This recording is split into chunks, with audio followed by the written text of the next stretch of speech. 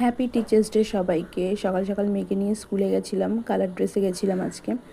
ওই যে স্কুলের ভিতরে চলে যাচ্ছে আমার কন্যা। তারপর ওখানে আর বাড়ি আসিনি, বন্ধুদের সাথে একটু দাঁড়িয়েছিলাম।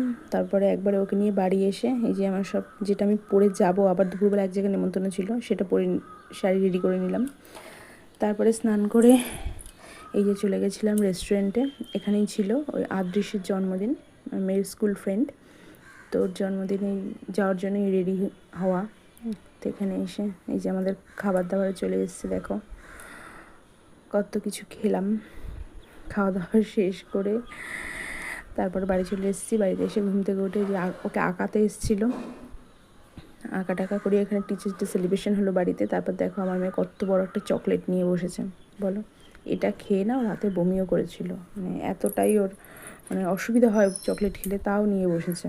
খায়নি কিন্তু এতটা, পুরো একটুখানি